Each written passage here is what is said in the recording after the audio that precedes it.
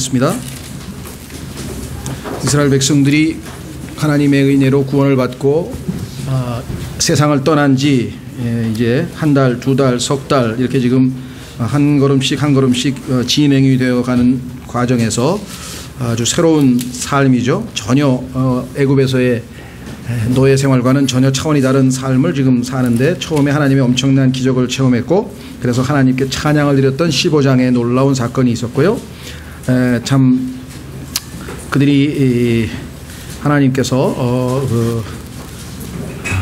불평한 가운데 하늘로부터 만나를 내려주셨죠. 지난 시간에 우리가 만나에 대해서 살펴보았습니다.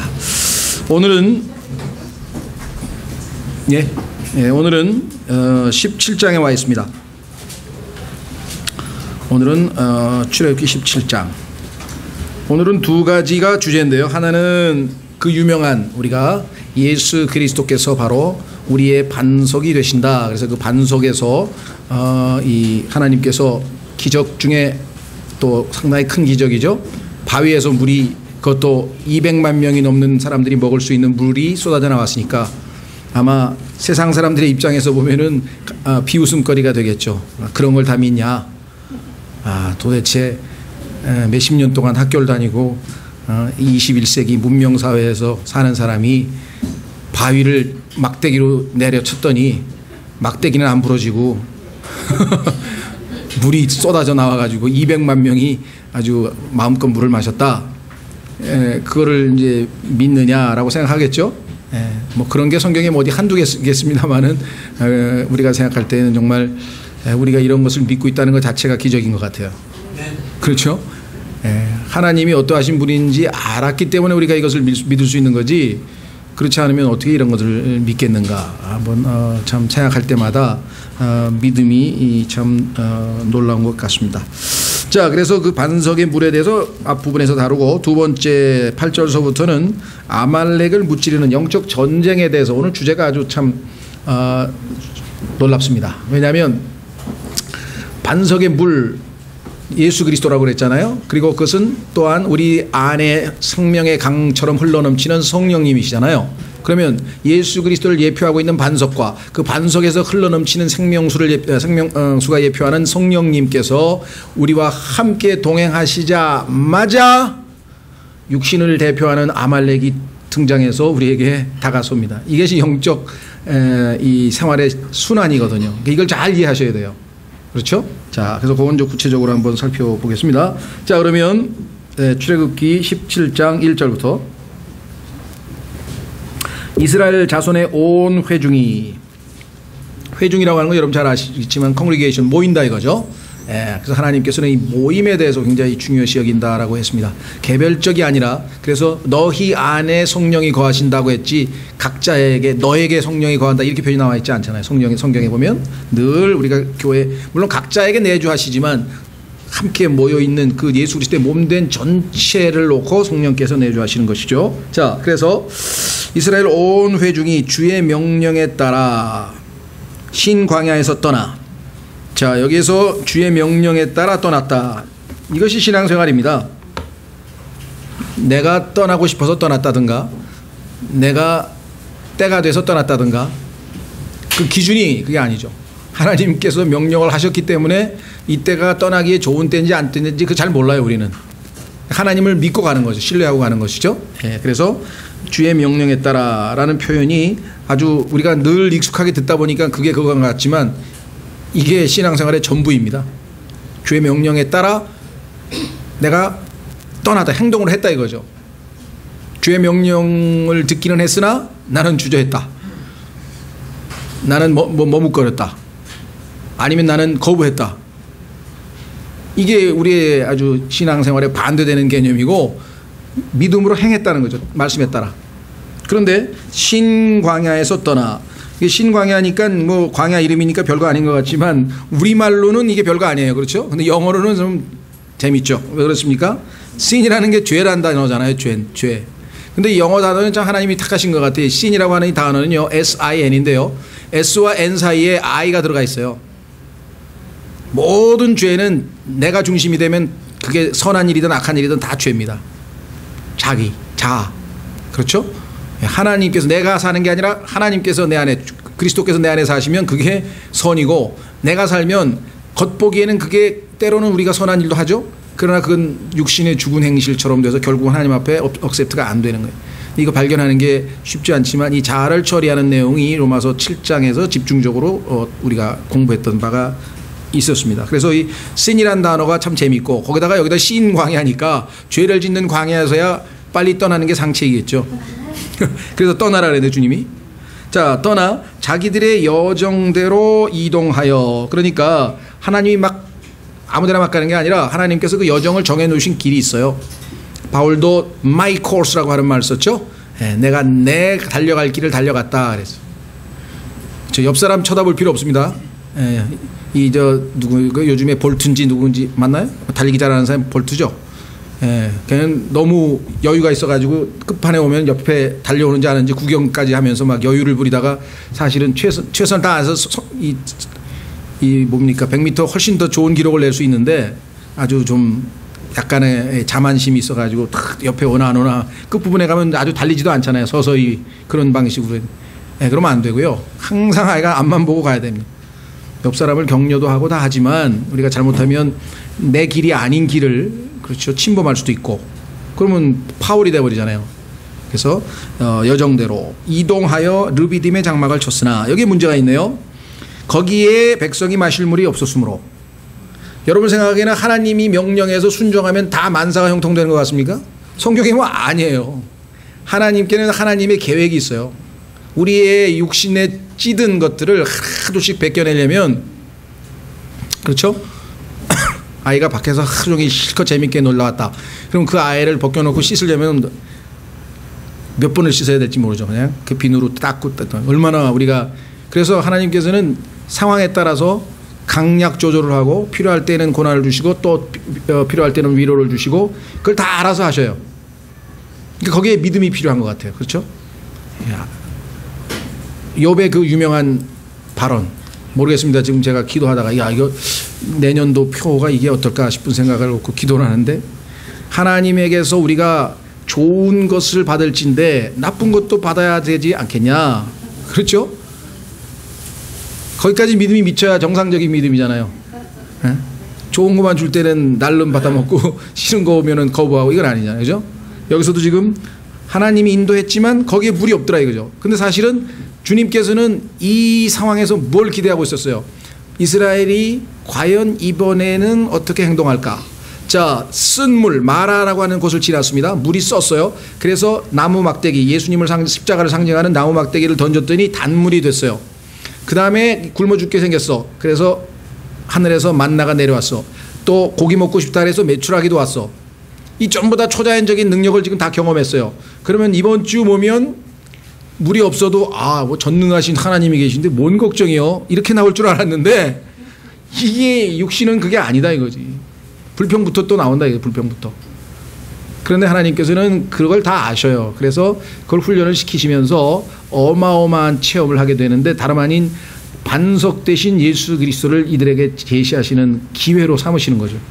그렇죠? 자, 그래서 백성이 모세와 다투며 이르되, 모세 지난번처럼 또 기도해서 우리 또 하나님의 기적을 맛봐야 되지 않겠어? 이렇게 하면 모세도 가볍게 아주 이 사역을 했을 텐데 모세하고 다퉜어요. 우리에게 물을 주어 우리가 마시게 하라. 큰 미스테이크죠. 아니 인간이 뭔데 뭐 물을 마시게 하고 말고, 물이 없는데 물을 어떻게 만들어내? 물을 만들어낼 수 있는 분에게 가서 부탁을 하든지 기도를 하든지 해야 되지 않겠어요? 그렇죠? 예. 자, 하니 모세가 그들에게 이르되 너희가 어찌하여 나와 다투느냐. 이건 너희가 하나님께 가서 기도해야 될 일인데 나와 다투느냐. 너희가 어찌하여 주를 시험하느냐 하니라. 그 시험의 내용은 뭐냐면요, 뒤에 나와요. 9절 보십시오. 7절에 보니까 이렇게 나오네요. 그가 그곳의 이름을 마사와 무리바라 하였으니 그 까닭은 이스라엘 자손이 다툼 때문이요. 그래서 마사란 단어가 다툼이란 뜻이고요. 또한 그들이 주를 시험이란 단어가 무리바라고 하는 히브리어인데요. 시험하여 이르기를 주께서 우리 가운데 계신가 아니 계신가 하였기 때문이더라. 상당히 하나님 마음이 섭섭하셨겠죠. 지금 벌써 몇 번째 기적을 통해서 출애굽기 시작서부터 치면은 막 재앙이 여러 번 있었잖아요. 이집트에서의 재앙서부터 그게 다 기적들이었는데 그거를 좀 한두 번 겪은 게 아닌데 이제 와서 물이 없는 것을 놓고 하나님이 우리 가운데 계신가 안 계신가라고 하나님을 의심했다라고 하는 것 자체가 이 얼마나 큰 하나님을 시험한 것이냐. 그래서 이 하나님을 시험한 거에 대해서 하나님께서 상당히 마음이 좋지 않으신 것, 불쾌해 여기신 것 성경에 나오죠. 여러분 잘 아시는 것처럼 우리 한번 확인해 보겠습니다. 신약에 가면은요 고린도 전서에 그 얘기가 나와요.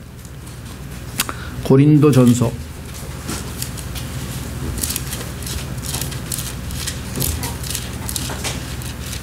신앙생활이 굉장히 쉬워요. 어떤 면에서는 그러니까 실행하기가 어렵지만 자체 이해하기는 쉬워요.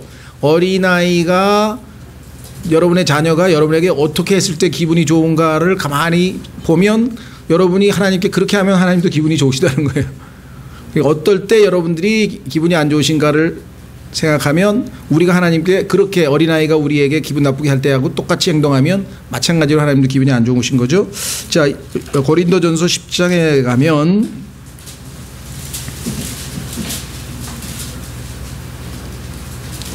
하나님에 대한 시험이 언급이 되어 있습니다. 그렇죠? 예. 우선 시험이란 용어는 9절에 나오네요. 그렇죠? 예. 또한 그들 중에 어떤 자들이 그리스도를 시험하다가 뱀들에게 멸망을 당하였으니 우리는 그들과 같이 시험하지 말자 이렇게 나왔습니다. 그래서 우리가 이 이스라엘 백성들이 지금 하나님을 시험한 것에 대한 언급이 여기 나왔죠. 여러분도 아시다시피 하나님께서는 뭐든지 다 공급하실 수 있는 분입니다. 성경에 우리 신약적으로 적용해 보면은 빌립보서 4장 그 19절에 하나님께서 우리에게 모든 것을 공급하시는 필요를 채우시는 분이라고 나와 있죠. 그렇죠? 예. 확인해 보겠습니다. 빌립보서 4장 19절 말씀. 빌립보서 4장 19절 말씀. 오직 내 하나님께서 그리스도 예수님을 통해 영광 가운데서 자신의 부요하심에 따라 너희의 모든 필요를 공급하시리라. 그러니까 기도할 때는 여러분들이 하나님 앞에 뭐 다양한 것을 요구할 텐데 그 요구할 때 기도할 때 하나님을 응답받는 비결 중에 하나는 하나님을 설득시키는 거예요. 뭘 설득시키냐? 이건 정말 저에게 꼭 필요한 겁니다. 그렇죠? 필요를 채우신다고 하나님이 말씀하셨으니까 하나님 분명히 필요한 것 맞으시죠? 그래서 하나님 보시기에 수긍하시면 공급하실 거라는 거죠. 근데 문제는 내가 보기에는 꼭 필요하다고 생각하는데 하나님 보시기에는 필요하지 않다고 생각하는 것도 있겠죠. 자녀들이 여러분들에게 뭐 사달라고 요구했을 때 쓸데없는 것 같아. 아무리 봐도 필요가 없는 것 같아. 필요하대. 마찬가지로 이런 갈등이 하나님과 우리 사이에도 생긴다는 거죠. 그렇죠? 예. 자, 그래서 지금 다시 돌아오시면 우리는 17장 4절에 왔습니다. 3절. 거기서 백성이 목말라 물을 찾으며 육신은요 끝도 없어요. 계속 요구사항이 많아요. 백성이 모세에게 불평하여 이르되 어찌하여 당신이 이처럼 우리를 이집트에서 데리고 올라와 우리와 우리 자녀와 우리 가축이 목말라 죽게 하느냐 하니. 이거 조금 지나친 비판 아닐까요? 지금 모세가 죽게 하려고 데리고 나온 건가요? 그런 건 아니죠. 예. 이게 여러분들도 아마 주변에서 말이 안 되는 그런 일종의 뭐 비방이나 험담이나 또 정말 말이 안 되는 것들을 아마 이렇게 그런 소리를 들을 때가 있겠죠. 예. 뭐라고 했다더라 뭐 이런 거 있잖아요. 그것도 사실 감당하기 쉬운 일은 아니에요. 그렇죠? 예. 그런데 그거야 뭐 오해를 했든 아니면 뭐 그래서 그랬다고 치고 옆에 있는 그래도 신뢰할 만한 가까운 친구와 또는 형제나 이런 사람들이 그런 얘기를 들었을 때 그럴 리가 있냐고 이렇게 나와야 되는데 고래? 요즘에 그게 유행한다면서 막 선전에도 고래? 그러면서 오 하고 귀를 기울여주고 그때는 이제 정말 낙담이 되는 거예요. 아, 어떻게 그거를 사실로 받아들일까? 이게 좀 당혹스러운 거죠. 모세는 뭐 그런 소리 이것저것 없이 그냥 즉시로 모세가 항상 올바른 태도를 취했네요. 죽게 부르짖어. 사람에게 따져봐야 아무 소용도 없습니다. 억울해도 하나님 앞에 가서 다 부르짖으세요. 그렇죠? 네. 항상 대인관계에서 안 풀리면 그 사람을 설득하든지 무슨 협박하든지 그래가지고 될 일이 아니에요. 사람의 마음을 바꿀 수 있는 분은 하나님밖에 없어요. 하나님이 만들어놨기 때문에. 그래서 하나님 어찌된 일입니까? 이거 말도 안 되는 비방을 받고 있습니다. 억울합니다. 하여간 하나님께서 해결하셔야죠. 내가 이 백성에게 어떻게 하리까? 그들이 곧 내게 돌을 던지려 하나이다 하매. 이건 정말 상당한 상황에 와 있네요. 주께서 모세에게 이르시되 백성 앞을 지나고 이스라엘의 장로들을 데리고 가라. 내가 강을 칠 때 쓰던 내 막대기를 내 손에 잡고 가라. 하나님의 백성도 이처럼 많은 고난을 당하게 되죠. 그렇게 되면 육신을 갖고 있는 인간이기 때문에 우리가 생각하는 믿음의 모습을 찾아보기가 참 어렵습니다. 우리를 포함해서 누구나 다 웬만큼 이 영적으로 성숙하지 않고는요, 육신의 어떤 이 고통 앞에서는 여지없이 무너질 수밖에 없는 게 우리의 모습인 것 같아요. 성경에 보니까 돌로 얻어맞을 뻔했던 사람과 실제로 돌로 얻어맞았던 분들이 꽤 많죠. 스테반 같은 경우도 스테반, 또 다윗도 그렇고요, 또 바울도 성경에 그 돌로 얻어맞았죠. 또 구약에도 보면은 나봇이라고 하는 사람도 그랬고, 그 다음에 예수님도 돌로 던지려고 했는데 실제적으로는 예수님의 권위 때문에 못 던졌었죠. 그래서 성경에 보면은 이 돌 던진다는 표현이 여러 곳곳에서 나오는데요. 자, 그래서 6절 보라 내가 거기서 호렙에 있는 반석 위에서 내 앞에 서리니 너는 그 반석을 치라. 예수 그리스도께서 십자가에서 못 박히신 것을 예표하고 있는 반석을 치라. 예수님께서 십자가에서 죽으시고 그 예수 그리스도로부터 그 유명한 생수의 강이 흘러넘치게 되는 과정이 여기 설명되어 있습니다. 물이 나오리니 백성이 마시리라 하심에 모세가 이스라엘의 장로들 눈앞에서 그대로 행하니라. 그가 그곳의 이름을 맞사와 무리바라 하였으니 그 까닭은 이스라엘 자손의 다툼 때문이요 또한 그들이 주를 시험하여 이르기를 주께서 우리 가운데 계신가 아니 계신가 하였기 때문이더라. 항상 하나님께서는요, 이러한 사건이 있으면은 이름을 지어서 그들로 하여금 잊지 않도록, 그 사건을 잊어버리지 않도록 꼭 기억하게 하세요. 그런 경우가 성경에 종종 있죠. 예. 예를 들면은 야곱이라든가. 야곱은 사실 왜 우리가 볼 때는 안 좋은 이름인데 약탈자라고, 찬탈자라고 하는 이름을 지어준다는 게 이거 좀 너무하잖아, 자식에게. 그러나 그의 성품이 엄마와 뱃속에서 형을 붙잡고 늘어지고 항상 어떤 그 다른 사람을 넘어뜨리고 자기가 앞서가려고 하는 그 교활함과 꾀, 이것을 지니고 있는 그런 거기 때문에 두고두고 자기 자신이 어떤 자라는 것을 아마 알려주기 위해서 그런 것 같아요.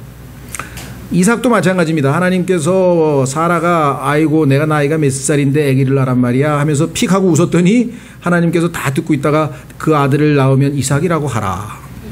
얼마나 기가 막히겠어요? 자기가 하나님 앞에서 웃었는데 그걸 하나님이 기억하고 있다가 웃었느니라 그랬더니 들켜서 또 안 웃었다고 우겼잖아요. 그랬더니 웃었어 하고 아들을 이삭이라고 불렀으니 밤낮 아들을 부를 때마다 웃었어 이삭. 예? 사람들은 그 뜻도 모르고 멋있는 이름 같으니까 아이작 뉴턴, 아이작, 그다음에 음악가는 아이작 스톤이라고 그러나요? 그러니까 아이작이라는 이름이 많죠. 예, 이삭이라고 하는 이름이 기원을 알면 그렇게 썩 좋은 이름은 아닌 것 같은데 우리는 성경에 나오는 사람이니까 좋은 이름 같죠. 야곱도 마찬가지입니다. 제이콥, 이 제이콥이라고 하는 이름 자체는 하나님께서 제이콥을 이스라엘을 만들었기 때문에 이제 그런 의미에서 야곱을 교훈을 얻기 위해서 이름을 쓰면 모르지만 그 자체 이름은 그렇게 성경적으로. 가나안도 마찬가지예요. 우리나라로 보면 가나안 제과도 있고요. 이 가나안이란 말이 굉장히 긍정적으로 쓰이는데 성경에서는 가나안 족속은 하나님의 대대로 원수입니다.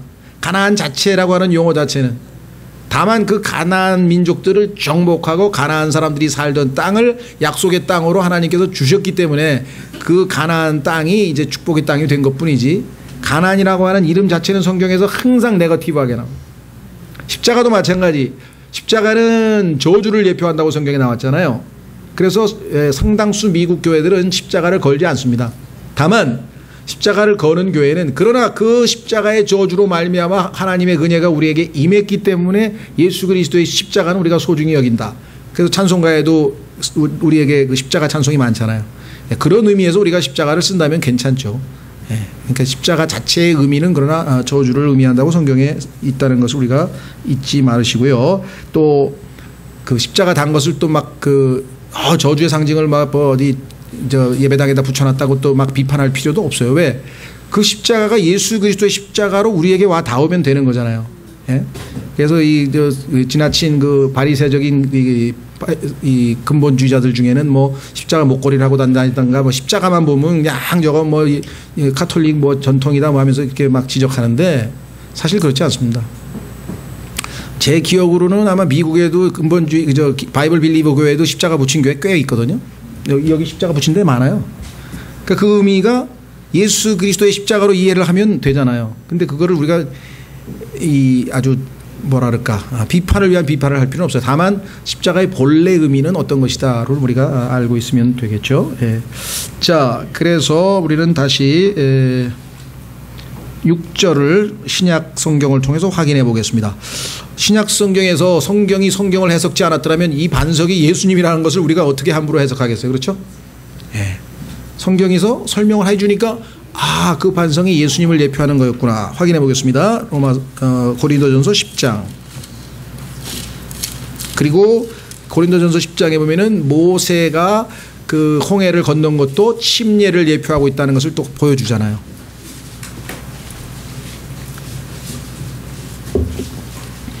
보십시오.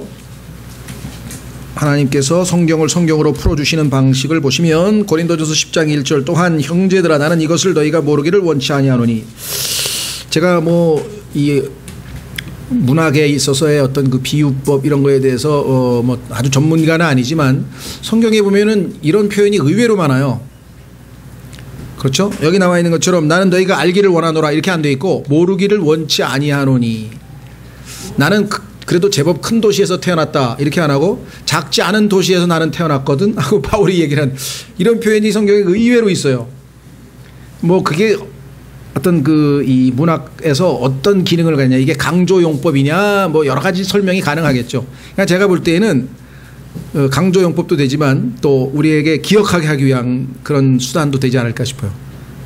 그렇죠? 난 큰 도시에서 태어났다 그러면 뭐 별 감이 안 오는데 나는 작지 않은 도시에서 모르기를 원치 아니하노나 이렇게 표현하면 한번 또 생각하게 되잖아요. 금방 쉬가 안 지나가고. 하여간 참 성경의 그 하나님이 사용하시는 그 용법이 상당히 의미 있는 것 같아요. 여러분들도 자식 키우실 때 그렇게 나는 네가 이 사실을 모르기를 원치 아니하거든. 우리 어머니 정말 대단하시네. 예? 자, 그래서 여기 보시면 곧 우리 조상들이 다 구름 아래에 있고 모두 바다를 지나가며 홍해를 건너는 거죠. 모두가 구름과 바다 속에서 모세에게로 침례를 받고 그러니까 침례는 잠기는 것. 모두가 같은 영적 음식을 먹었으며 하늘에서 내려온 만나 모두가 같은 영적 음료를 마셨느니라. 지금 영적 음료 지금 마시는데 그게 어디서 나왔느냐? 그들이 자기들을 따라가던 영적 반석으로부터 마셨는데 그 반석은 그리스도였느니라. 그러니까 사실은 오병이어의 기적, 우리는 신약에서 가장 큰 기적 중에 하나가 우리가 워낙 먹는 거에 익숙하다 보니까 오병이어 하면 사람들이 제일 큰 기적으로 좀 많이 생각하는 것 같은데 구약에서는 오병이어의 기적보다 더 세죠. 왜? 여기는 5,000명이잖아. 5,000명. 밥 먹은 사람이 5,000명밖에 안 되는데 여기는 200만 명 있었잖아. 200만 명이 먹을 물을 쫙 보내셨으니까. 근데 그 반석이 누구냐? 그리스도였다. 그 반석이 또 따라가고 있었대요. 여러분 어떠십니까? 어디를 가는데 예수님이 따라오면 좋은데 올바른 데 가면 따라오셔도 괜찮은데 이상한 데 가는데 따라오면 곤란하잖아. 지금 한잔하고 지금 좀 이렇게 몸 좀 흔들러 춤을 좀 추러 가려고 그러는데 예수님 가까이 따라오면 곤란하실 것 같잖아요. 그래도 따라가시는 거예요. 문제는 내주하시는 성령께서 이제 불편해 하시는 거예요. 여러분들이 하나님께서 가시면 불편한 데 가면 하나님도 따라는가? 근데 불편해. 그러시겠죠, 아무래도? 예. 자, 그래서 다시 돌아오시면 17장에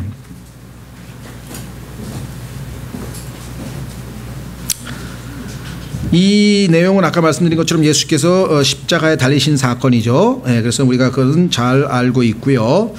그뿐만 아니라 요한복음 7장 38절로 가시면 성령님께서 우리에게 하시는 역사를 보여주는 겁니다. 예수님께서 반석이잖아요. 반석이 내리침을 당했잖아요. 예수님께서 십자가에 달리셨습니다. 그 순간 예수님 안에 숨겨져 있던 생명수가 뿜어져 나오는 거예요. 자, 요한복음 7장에 가시면은 예수님께서 그 유명한 성령에 대해서 언급하고 계시죠. 요한복음 7장 38절. 마지막 날 곧 명절의 그 큰 날에 예수님께서 서서 외쳐 이르시되 누구든지 목마르거든 내게로 와서 마시라. 이 그대로 됐죠? 이스라엘 백성들이 목마른 자들 지금 내게로 와서 마시라. 나를 믿는 자는 성경 기록이 말한 것 같이 그의 배에서 생수의 강들이 흘러나오리라 하시니라. 그러나 그것은 그분께서 자기를 믿는 자들이 받을 성령을 가리켜 말씀하신 것이더라. 예수님께서 아직 영광을 받지 아니하셨으므로 아직 성령님께서 주어지지 아니하였더라. 그래서 예수님께서 부활 승천하신 다음에 성령께서 이 땅에 강림하시게 되죠. 자, 이 반석은요, 성경에 보니까 놀랍습니다. 반석에서 물만 나온 게 아니라요, 예수님께서는 우리에게 물만 제공하고 끝나시는 게 아니에요. 성경에 반석으로부터 나온 게 여러 가지가 있는데 한번 확인해 보겠습니다. 자, 신명기 32장 13절로 가시면 기름도 나와요. 기름. 신명기 32장 13절.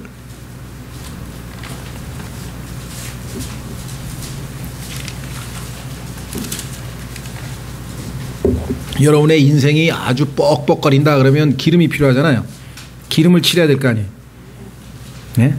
예수님께서 여러분의 인생을 싹 기름으로 발라주시면 아주 매끄럽게, 그렇죠? 뻑뻑하던 게 잘 돌아가죠. 신명기 32장 13절. 그분께서 그로 하여금 땅의 높은 곳들에서 타고 다니게 하사 밭의 소출을 먹게 하시고 반석에서 꿀을 빨게 하시며 또 부싯돌 반석에서 기름을 빨게 하시며. 꿀도 나왔네요. 꿀. 그렇죠? 그 다음에 여기 뭐야, 기름. 꿀에 대해서는요, 시편 81편 16절에도 나와 있어요. 여러분 찾지 마십시오. 제가 그냥 읽어드릴게요. 시편 81편 16절에도 뭐라고 되어 있냐면요, 또한 그가 가장 좋은 밀로 그들을 먹이고 바위에서 나오는 꿀로. 바위에서 나오는 꿀 여러분들 보셨습니까? 꿀집에서 나오는 꿀은 나도 먹어봤고요. 바위에서 나오는 꿀로 내가 너를 만족하게 하였으리라. 다시 말하면 예수 그리스도로부터 나온 그 무언가 달콤한 것이 여러분과 저를 유일하게 만족시킬 수 있지, 우물가의 여인처럼 여기 기웃 저기 기웃 남편을 5이든 6이든, 거기서 남편은 꼭 남편만 얘기하는 게 아니라 인간이 뭔가 나를 만족시켜줄 뭔가를 찾잖아요. 돈도 권력도 쾌락도 뭐 아무것도 결국은 우리를 만족시킬 수 없어요. 왜? 우리는 영적인 존재니까 영이신 하나님만이 우리를 만족시킬 수가 있는 거죠. 성질이 안 맞잖아요. 영을 육신적인 걸로 만족을 시키려니까 그게 만족이 되냐. 그렇죠? 예. 자, 그 다음에 사사기 6장 25절로 가면 바위에서 불도 나옵니다. 좋은 것만 나오는 게 아니에요. 여러분과 제가 더러우면 태워버려요. 정결케 해버려요. 예. 사사기 6장 25절. 사사기는요, 사실 이 단어는 중국말이래요. 난 중국말 잘 모르는데, 이 사사기라고 하는 말은 재판, 영어로는 이게 judge예요, judge. 우리말로 하면 재판관. 그래서 한글 킹제임스 성경에는 재판관기 했는데, 이 사사기라고 하는 용어가 일반 개혁 성경에서 뭐 100년 동안 쭉 쓰다 보니까 성경 책 이름이 돼버렸잖아요. 근데 그거를 이제 와서 재판관기 막 이렇게 하다니까 좀 어색하다 이래가지고 그냥 책 제목은 그냥 사사기라고 놔둔 것 같아요. 그 대신 안에 이제 그 저지는 아마 재판관이라는 용어를 쓰지 않았나 싶은데요. 자, 어쨌거나 6장 25절로 가시면 사사기 6장 25절에 맞나요? 6장 바로 가만있어, 이게 아니 6장이 아닌데? 26절 맞아요?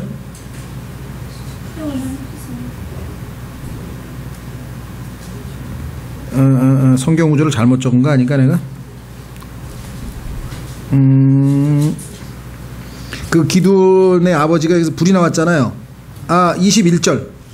21절입니다. 예, 죄송합니다. 6장 25절이 아니고 21절.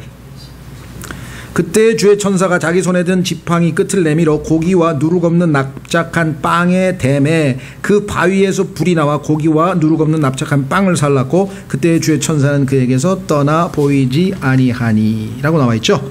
자, 그래서 반석이신 예수 그리스도를 통해서 우리가 다양한 것들을 공급받을 수가 있습니다. 자, 그래서 우리는 이제 이 마사와 무리바라고 하는 이름을 다툼과 시험이라고 하는 쓰라린 체험을 남긴 채 그 다음 사건으로 넘어가는데, 중요한 건 뭐냐? 자, 예수 그리스도를 예표하는 바위, 그 속에서 생명수가 쏟아져 나왔어요. 그러면 그러니까 주님과 성령께서 우리와 함께 하실 때 그동안 잠잠하던 육신이 고개를 쳐들고 덤빈다 이게. 우리가 세상과 더불어서 적당하게 느슨하게 신앙생활할 때는 육신도 휴식을 취하면서 잠을 자고 있어요. 가만히 있어. 내비두는 거야. 왜? 그냥 그 자체가 벌써 하나님하고 상관없는 삶을 살아요. 그렇죠? 적진의 동향이 우리 쪽에 유리하게 돌아가고 있어. 그러니까 우리가 모습을 나타낼 필요가 없어. 전쟁을 벌일 필요가 없어. 근데 가만히 있어봐. 갑자기 적의 대장이 나타나더니 막 은혜를 베풀고 축복을 베풀고 막 그러더니 일어나가지고 주님을 위해서 살겠다 그러고 막 이상한 저짐이 보이는 거야. 그게 안 되겠다. 정신 차리자. 덤비자. 그래서 아말렉이 전 싸움을 걸어옵니다. 그렇죠? 여러분들 항상 그래서 성경에서 뭐라 했어요? 섰다 하면 넘어질까 조심하라. 넘어졌을 땐 차라리 나요. 왜? 뭐 어차피 넘어져 있으니까 일어나면 되는 거잖아. 일어나만 나면 되잖아. 그렇죠? 예. 그래서 교회 올 때 좀 뭐라 그럴까요? 이 우거지상으로 오시는 분들은 괜찮아. 말씀 듣고 회복이 돼서 밝은 모습으로 돌아가. 그런데 뭐 굉장히 막 하하하고 막 좀 이렇게 어깨에 힘주고 오시는 분들은 예, 조금 더 있으면 넘어질 가능성이 높다는 거지.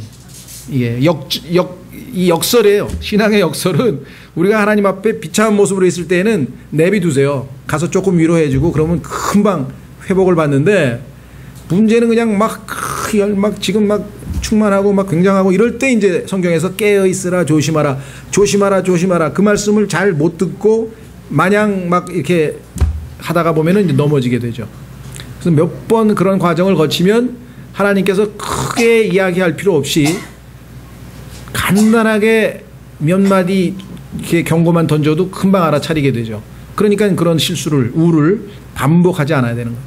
자, 그래서 우리는 드디어 아말렉과의 전쟁이 나왔습니다. 8절서부터 보시면 그때 아말렉이 와서 르비딤에서 이스라엘과 싸우니라.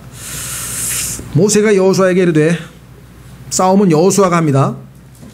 예수 그리스도를 예표하는 여호수아가 싸우는 거예요. 우리를 대신해서. 우리에게서 사람들을 택하고 나가서 아말렉과 싸우라.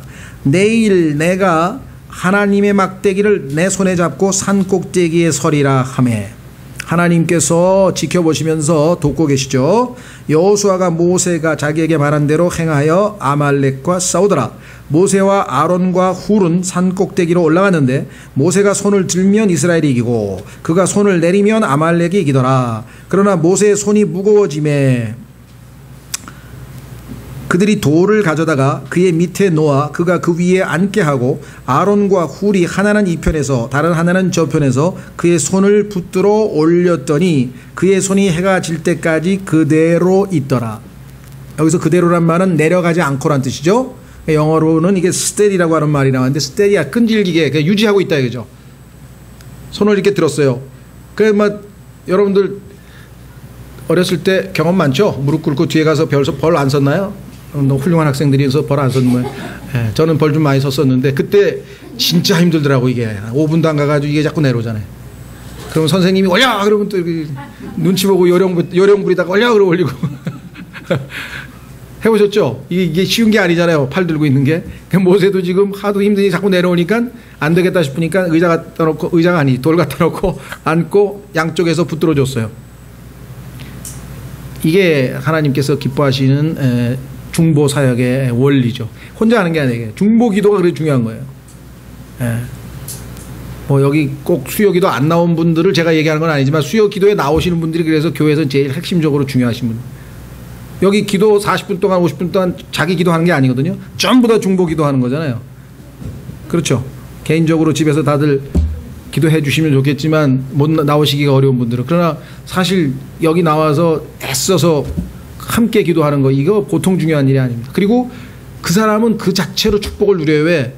정말 이 주님과 하나됨과 지체들과 하나됨과 어떤 그런 영적인 하나됨에 대한 것을 이 기도를 통해서 성경에 보면은요, 교회가 한 마음으로 기도했더니 감옥에 갇혔던 베드로가 나오죠. 교회가 한 마음으로 기도했더니 성경에 보면 이런 표현이 사도행전에 자주 나오죠. 저희도 지금 뭐 셀 수 없이 많은 기도 응답을 셀 수 없이 많은 기도 응답을 지금 받고 있습니다. 자, 그래서 다시 돌아갑니다. 이제 그러면 아말렉은 어떤 사람이냐? 성경에 보면은요, 이 아말렉이라고 하는 사람은 에서의 후손입니다. 에서. 창세기에 보면은 그 에서의 후손 중에 이 아말렉이라고 하는 사람이 등장하는데, 여러분들 에서가 무엇을 예표하는지 성경이 여러분 잘 아시죠? 에서. 성경에 보면은 야곱과 에서가 나오는데, 이 에서는 눈에 보이는 대로 사는 사람이잖아요. 그래서 육신을 예표하고 있는 사람이란 말이죠. 예. 자, 그래서 이 육신을 예표하고 있는 이 아말렉이 이스라엘과 하나님의 왕자인 이스라엘과 싸우게 됩니다.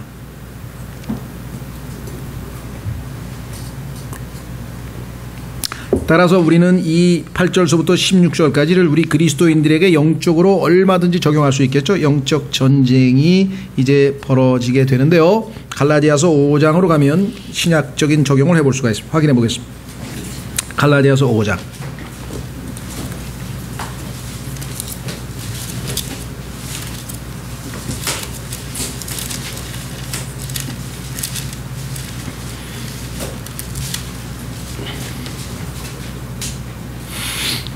갈라디아서 5장 16절. 갈라디아서 5장 16절 보십시오. 그런즉 내가 이것을 말하노니 곧 성령 안에서 걸으라. 그리하면 너희가 육신의 욕심을 이루지 아니하리라. 어떤 아주 중요한 성경적인 원칙 같아요. 육신의 욕심을 이를 악물고 없애보려고 노력하는 것은 일종의 불교에서 시도하는 방식 중에 하나입니다. 그렇죠. 욕망을 제거해야지만 우리가 마음의 평안을 얻고 그래야만 소위 말하는 불교에서 원하는 득도가 가능한 거예요. 그걸 팔정도라고 하는데요. 그러나 기독 성경에서 얘기하는 것은요, 우리가 육신하고 싸워봐야 백전백패하게 돼 있어요. 우리는 이길 수가 없는 거예요. 그렇죠? 그래서 어떻게 해야 되느냐? 여기 보시면은 성령 안에서 걸으라 그랬대요. 육신적인 것들을 제거하려고 노력하는 게 아니라 반대로 적극적으로 성령 안에서 걷다 보니까 육신이 나에게 다가올 기회가 없는 거예요. 그렇죠? 네. 안 하려고, 뭐를 거부하려고 하지 말고, 예를 들면 그렇죠? 하나님과의 교제 가운데 있고 말씀 가운데 있고 또 기도 가운데 거하다 보면 육신적인 것들이 침투할 수 있는 여력이 없는 거예요. 그런데 이거는 놔두고 어떻게든지 뭘 안 해보려고, 이를 악물고 없애보려고, 나쁜 습관을 제거해보려고 노력하는 그 방식이 아니라 순서가 달랐어요. 적극적으로 성령님으로 내가 충만하면 다른 나쁜 생각이나 무슨 이런 것들이 들어올 여력이 없잖아요. 이미 꽉 찼으니까. 그렇죠? 자, 그래서 17절 육신은 성령을 대적하여 욕심을 부리고, 영적 싸움이 있죠? 성령은 육신을 대적하나니 이 둘이 서로 반대가 되므로 너희가 원하는 것들을 너희가 능히 하지 못하느니라. 그러니까 그리스도 안에서는요, 하루에도 수십 번 영적 전쟁이 벌어지는 거예요. 선택은 내가 하게 되어 있는 거예요. 그렇죠? 내 안에 있는 육신, 내 안에 계신 성령, 이 둘 사이에서 계속해서 나는 중립을 지킬 수가 없어요. 뭔가 하나를 택해야 돼. 그렇죠? 자, 다시 돌아옵니다. 이 영적 싸움을 예표하고 있는 모습, 아말렉과의 전쟁.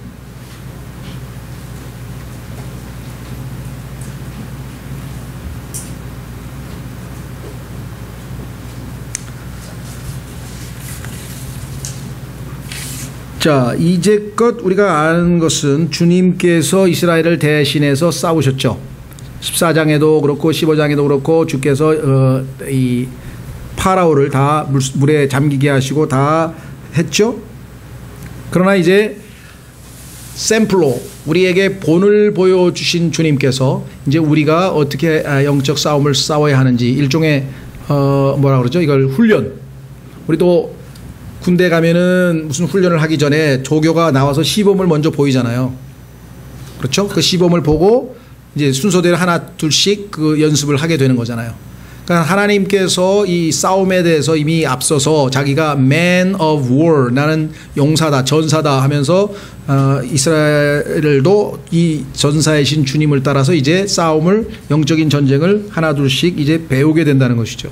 그 성경에 보면은 이 단련이라고 하는 말이 나와요. 훈련, exercise라고 하는 말이 나오죠. 그렇죠? 예. 자, 그래서 지금 어디입니까? 9절. 그때 아말렉이 와서 8절 르비딤에서 이스라엘과 싸우니라. 싸우는데 어떤 방식으로 싸운가? 모세가 여호수아에게 이르되. 자, 이 여호수아라고 하는 이름이 성경에서 제일 처음 등장하는 순간입니다. 여호수아란 말이 여기서 처음 등장해요. 여호수아. 예. 그런데 이 여호수아가 다름 아닌 예수님이라고 하는 사실을 성경에서 알 수 있는 구절이 두 군데가 있어요. 확인해 보겠습니다. 사도행전 7장. 사도행전 7장 45절.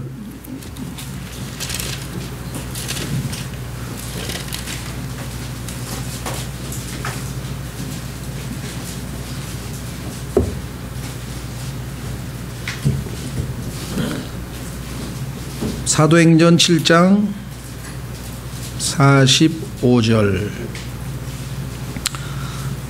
44절부터 보시면 광야에서 우리 조상들에게 증거의 성막이 있었는데 이것은 그분께서 모세에게 말씀하시며 정하여 주사 그가 직접 본 양식대로 만들게 하신 것이라. 그 뒤에 일어난 우리 조상들이 하나님께서 우리 조상들 앞에서 쫓아내신 이방인들의 소유지 안으로 예수와 함께 또한 그것을 가지고 들어가서 다윗의 시대까지 이르렀느니라. 실제적으로는 여호수아죠.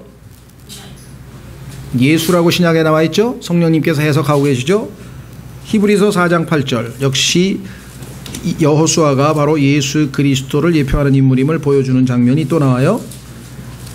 히브리서 4장 8절. 그냥 우리가 성경적 근거 없이 여호수아하고 예수하고 이름이 같다. 왜냐하면 예수라고 하는 말은 신약의 그 헬라어고 여호수아는 히브리어입니다. 그러니까 똑같은 이름을 발음을 하나는 여호수아라고 하나는 예수라고 하니까 같은 인물이다. 그냥 그런 차원에서가 아니라 뭐 같은 이름 가진 사람이 어디 한둘인가요? 예수아도 있고 성경에 많거든요. 그러나 성경적 근거를 가지고 우리가 확인할 수 있죠. 자, 히브리서 4장 8절.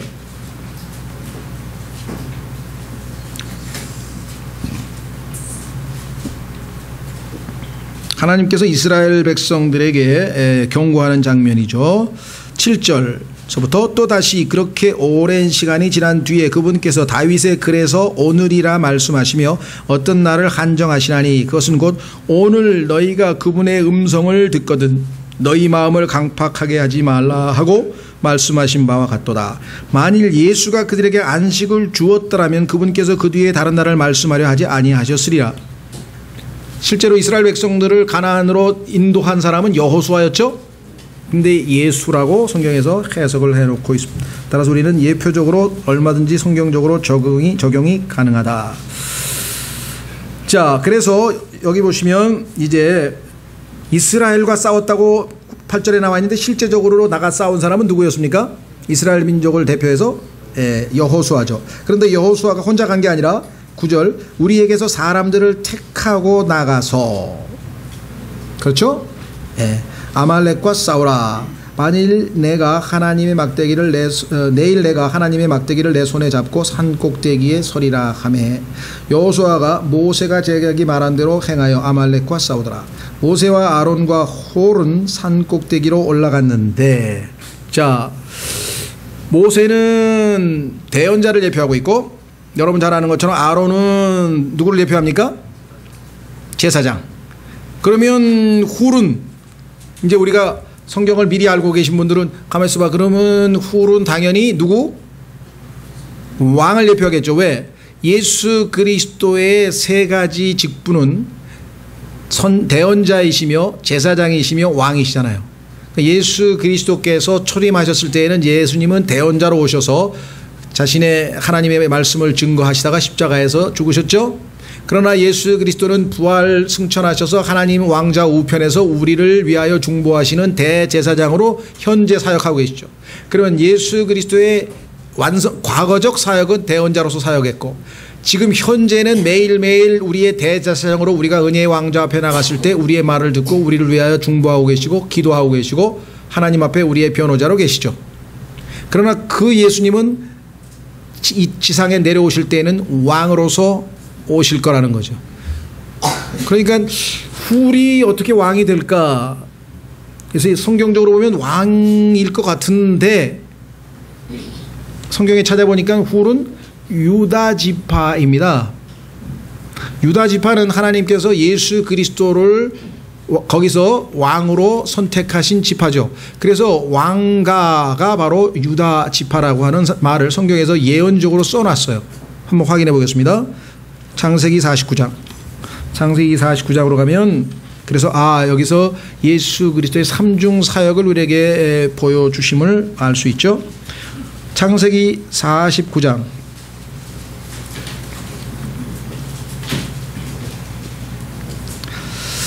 8절서부터 보시면은요. 창세기 49장 8절.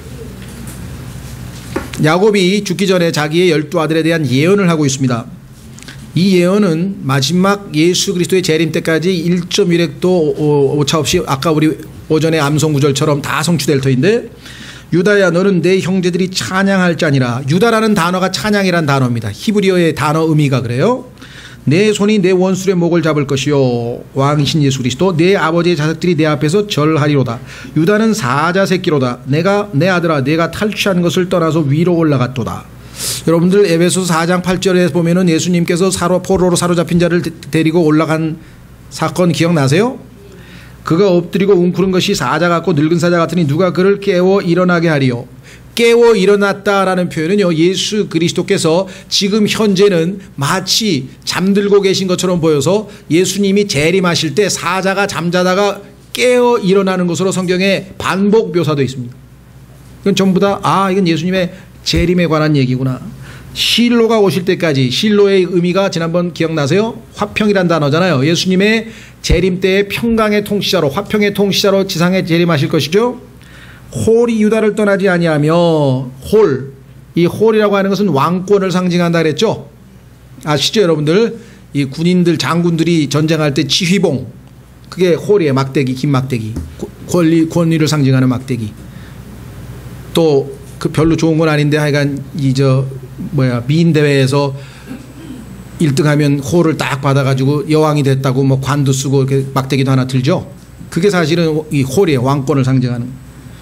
그런데 그 왕권을 상징하는 유다 지파의 한 사람, 이렇게 해서 성경에서 성경을 성경으로 비교해 보니까 예수 그리스도의 삼중 사역이 여기에 정확하게 묘사되어 있는 것을 보게 됩니다. 자, 그 다음에 이제 손을 들면 이기고 손을 내리면 아말렉이 이기더라. 손을 든 것은 성경에서 뭘 나타내죠? 기도죠. 기도. 어떻게 할 수 있습니까? 그랬더니 기도인가 보세요. 다 손 들고 하던데요. 그거는 이제 우리 생각이고 성경에서 왜 손을 든 게 기도를 나타내는지를 우리가 확인을 하고, 그래서 사람들도 손을 두고 하나 보다 이렇게 생각을 해야죠. 거꾸로 순서가. 자, 9장 33절로 가시면, 출애굽기 9장 33절.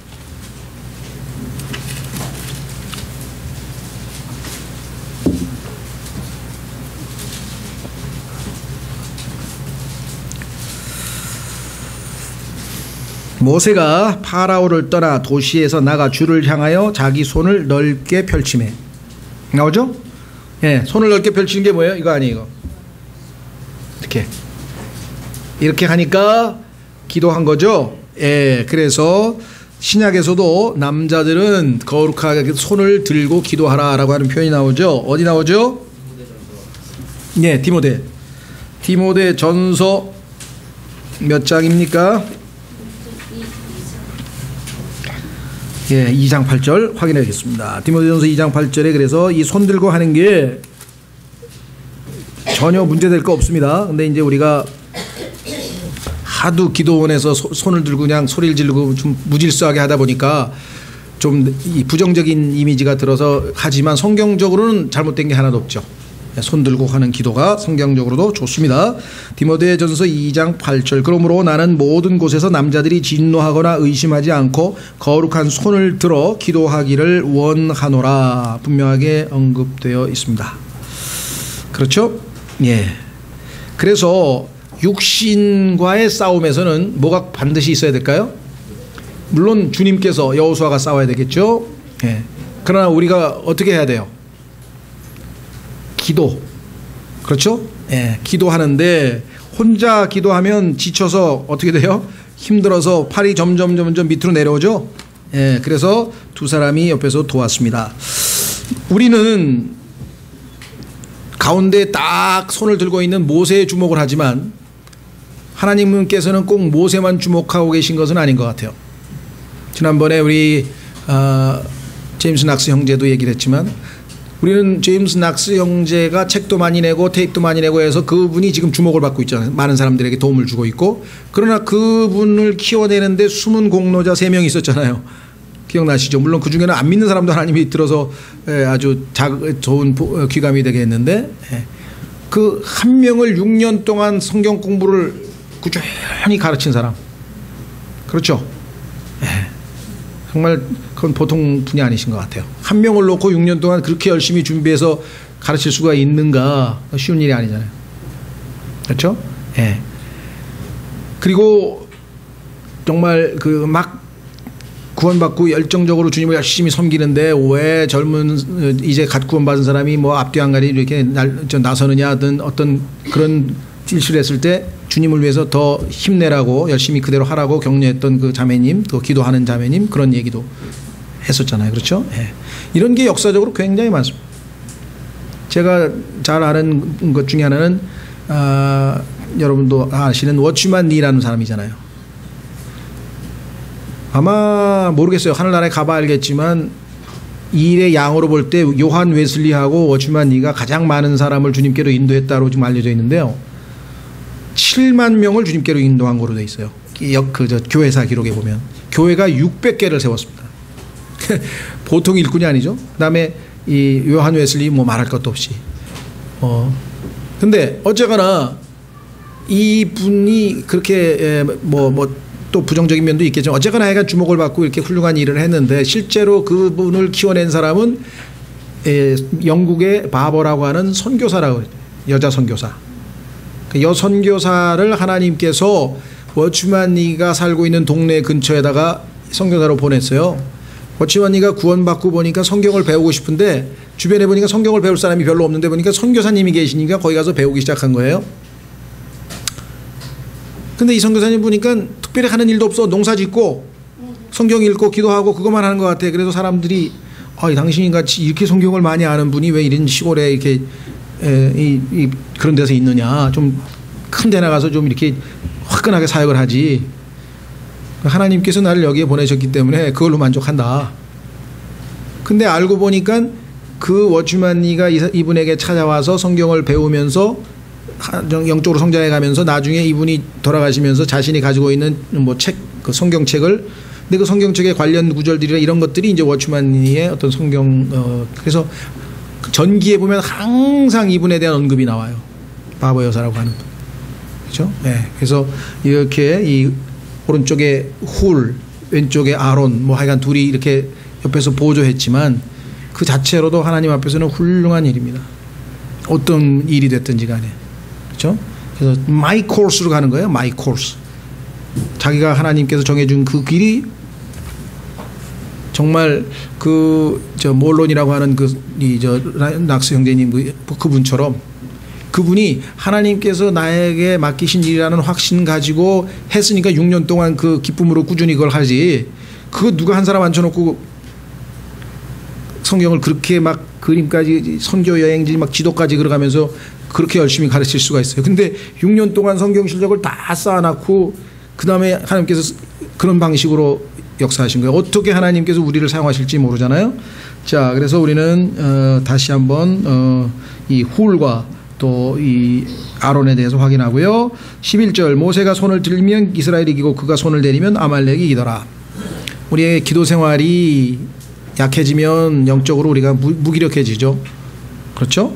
예. 그러나 모세의 손이 무거워지며 그들이 돌을 가져다가 그의 밑에 놓아 그가 그 위에 앉게 하고 아론과 훌이 하나는 이 편에서 다른 하나는 저 편에서 그의 손을 붙들어 올렸더니, 이 붙들어 올려주는 역할을 하시는 분들, 우리 주변에 꼭 무슨 기도뿐만 아니라도 사람들에게 믿음을 세워주고 격려하고 하는 분들에 대한 언급이죠. 손이 해가 질 때까지 그대로 있더라. 이 그대로라고 하는, 이 스테디라고 하는 단어가 우리에게 그리스도인들에게 있어서 가장 필요한 덕목이 아닌가 싶어요. 우리가 은혜를 받았다 또는 하나님께서 우리에게 어떤 영적인 계시를 주셨다든가 어떤 그런 순간적인 기쁨과 어떤 폭발하는 어떤 그런 순간도 우리에게는 당연히 있으면 좋고 감사하지만 지속이 안 되잖아요. 그렇죠? 한때 상당히 신실하고 훌륭한 신앙생활을 했던 분 같은데 지금은 아니더라, 지금은 어떻게 됐다더라, 이런 얘기들을 우리가 굉장히 많이 듣잖아요. 이게 우리에게는 상당히 안타깝습니다. 그래서 바울도 복음 전하다가 이분들 컨티뉴 계속해서 주 안에 거하고 있는지를 확인하러 가고 도우러 가고 그런 일들을 꾸준히 했고, 그렇죠? 또 디도서에도 선한 행실 너무나 감사하고 훌륭한데 그것을 유지하느냐 계속해서, 그래서 continue, maintain 이런 단어들을 바울이 강조해서 쓰고 있는 것을 보게, 지속해야지 중간에 그만. 그래서 오늘날 이 땅에서 우리 자녀들도 우리가 너무 왕자처럼 공주처럼 키워가지고 쉽게 포기를 하잖아요. 하다가 안 되면 그냥 쉽게 포기해버리죠. 그냥 자살도 해버리고 막 이런 일들이 지금 우리 주변에 일어나는데, 그리스도인들도 뭔가 뭐랄까 끝까지 하려고 하는 이런 자세가 너무 부족한 것 같아요. 그래서 끝까지 그대로 있더라. 여호수아가 칼날로 아말렉과 그의 백성을 무찌르니라. 보세요. 결국은 주님께서 우리 안에서 싸우시는 것이죠. 예. 자, 그래서 14절, 주께서 모세에게 이르시되 이것을 책에 기록하여 기념으로 삼고. 영적 승리는 하나님께서 다 기념으로 해서 다 기록해 주시는 것 같아요. 패배는 기록할 필요가 없겠죠. 그렇죠? 성경에서 기록이라는 단어가 여기에 처음 나옵니다. 자, 두 가지 기억하십시오. 여호수아라고 하는 이름이 여기에 처음 17장에서 처음 등장하고, 그 다음에 기록. 그래서 이것을 성경 기록과 관련지어서 아주 중요한 문제인데, 이 소위 말하면 자유주의 신학자들이라든가 이런 사람들은 이 시대에 무슨 기록 문화가 남아있냐 하면서 또 하여간 여러 가지 쓸데없는 얘기를 하는데, 성경에서 우리에게는 이미 기록 문화라고 하는 것이 이미 오래전부터 존재했다는 사실을 우리가 확인할 수 있는 좋은 구절이죠. 또 여호수아의 귀에 그것을 되풀이하여 말하라. 자, 여기서 14절에 rehearse라는 단어가 나오는데요. 여러분 잘 아시는, 요즘에 무슨 콘서트나 음악회 무슨 연극 이런 거 할 때면 리허설 하죠. 리허설. 이 리허설이라는 단어가 바로 이거의 명사형이에요. rehearsal. re라고 하는 말은 again이에요. 다시. 한 번만 하는 게 아니라 다시. 그 다음에 hear, 듣는다. 그 다음에 see, 본다. 그렇죠? 듣고 보고, 그러니까 반복해서 듣고 보고, 반복해서 듣고 보고. 하나님의 말씀은 반복해서 듣고 보고, 반복해서 듣고 보고 할 가치가 있는 거죠. 자, 그래서 내가 하늘 아래에서 아말렉에 대한 기억을 철저히 없애리라 하시니라. 이 아말렉은 이스라엘 백성들이 여행할 때 보면은 뒤에서 아주 비열하게 공격을 한다든가 아주 정말 하나님의 백성을 끝까지 괴롭힌 종족이죠.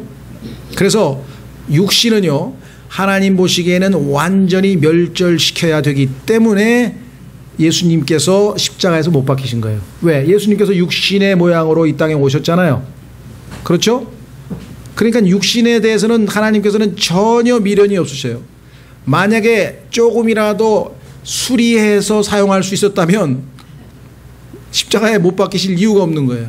하나님께서는 육신은 철저하게, 그래서 성경에 갈라디아에도 그랬고 육신의 생각과 성령의 생각이 반대가 된다 그랬죠. 원수된다 그랬죠. 자, 그래서 육신에 대해서 하나님께서 어떻게 생각하시는지 로마서 8장으로 가서 확인하겠습니다. 로마서 8장.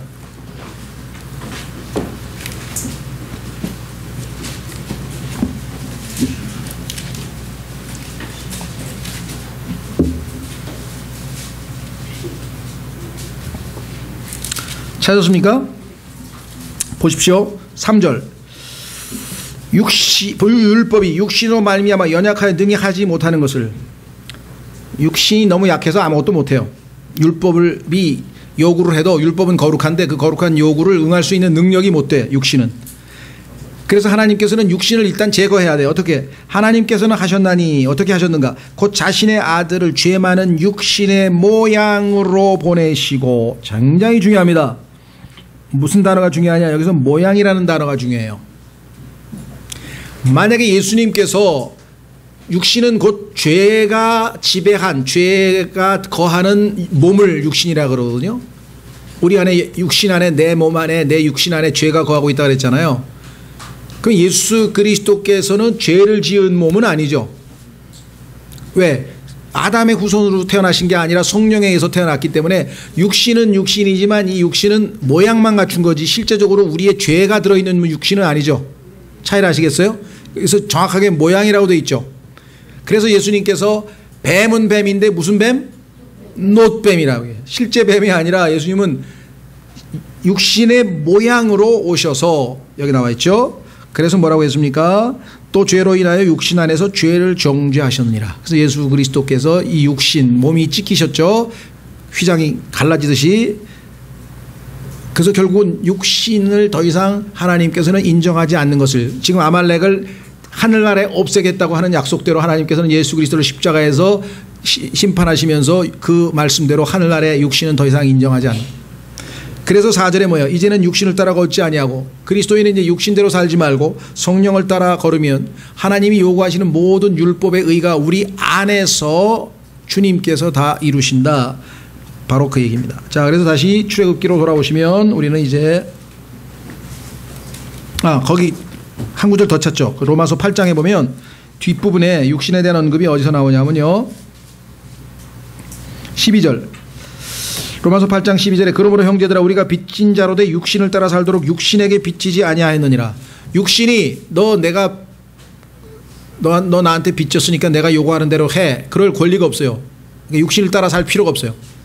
그러면 어떻게 하냐? 13절. 너희가 육신을 따라 살면 죽을 것이로되. 그럼 어떻게 하냐? 성령을 통해 너의 몸의 행실을 죽이면 살리라. 내 안에서 욕심이 생겼다, 내 안에서 미움이 생겼다, 내 안에서 짜증이 난다, 내 안에서 나를 하여간 온갖 부정적인 죄악된 것들이 내 안에서 싹 오려고 할 때 내 힘으로 이걸 억눌려 가지고 이를 악물고 참으려고 하면 안 된다 이게요. 여기 나와 있는 것처럼 어떻게 하면 된다고요? 성령으로, 성령께 의탁하는 거예요. 그렇죠? 그러면 성령으로 육신의 행실을 죽이면 살리라. 자, 다시 넘어가셔서 넘어가지 마시고 그 위에 5절. 육신을 따르는 자들은 육신의 일들을 생각하거니와 성령을 따르는 자들은 성령의 일들을 생각하느니 육신적으로 생각하는 것은 사망이요 영적으로 생각하는 것은 생명과 평안이니라. 7절. 육신적인 생각은 하나님의 복종하지 아니할 뿐 아니라 중요한 게 있습니다. 할 수도 없다 그랬어요. 하나님이 참으로 그리 할 수도 없으므로 하나님의 원수되는 것이니라. 할 수 있는 가능성이 조금이라도 있었으면 예수님은 십자가에 달리실 필요가 없이 우리를 수리해서 고쳐가지고 육신을 고쳐가지고 사용하셨을 텐데 안 된다. 하나님께서 이미 육신에 대해서 어떤 생각을 가지고 있는 것이 출애굽기에 선언되어 있죠. 뭐라고 그랬습니까? 출애굽기 17장에서 하늘 아래에서 아말렉에 대한 기억을 철저히 없애리라 하시니라. 15절. 모세가 제단을 쌓고, 제단은 경배를 나타내고 있는 것이죠. 그것의 이름을 여호와 니시라 하였으니. 여러분도 잘 아시는 것처럼 여호와는 나의 깃발이라. 왜? 전쟁에서 승리했기 때문에. 전쟁에서 우리가 승리의 깃발을 높이 들죠. 그래서 여호와는 나의 깃발이라는 이름으로 이 제단 앞에서 하나님께 경배했다. 그래서 주님은 우리의 깃발 되시는, 승리의 깃발, 승리 되시는 분이십니다. 그래서 하나님께 영광을 돌리는 것으로 마무리됩니다. 그래서 16절 있는 그가 이르기를 주께서 아말렉과 대대로 싸우리라고 주께서 맹세하셨도다 하였기 때문이더라. 자, 그래서 우리는 두 사건, 반석에서 물이 나온 사건과 그 다음에 바로 이 아말렉 사건을 봤는데요. 누차 말씀드리지만은 성경에서 보면은 항상 영적인 축복이 뒤따르며 있으면 즉시로 아말렉이 옵니다. 여러분들 대표적으로 사도행전에서 보면요. 복음을 전해서 막 사람들이 변화되고 놀라운 역사가 일어났어요. 그랬더니 즉시로 박해가 찾아왔죠. 이게 사도행전에서 반복됩니다. 우리의 영적 생활에서도 우리가 조금 주님과 동행하고 충만한 것 같으면 얼마 있다 보면 침체기가 와요. 근데 이거를 대비해서 잘 깨어있게 되면 훨씬 더 우리가 잘 대처할 수 있죠. 그 교훈을 우리에게 오늘 이 말씀 통해서 배우시면 좋겠습니다. 다음 시간에 18장. 다음 시간에 출애굽기 18장 하겠습니다. 다 같이 일어나셔서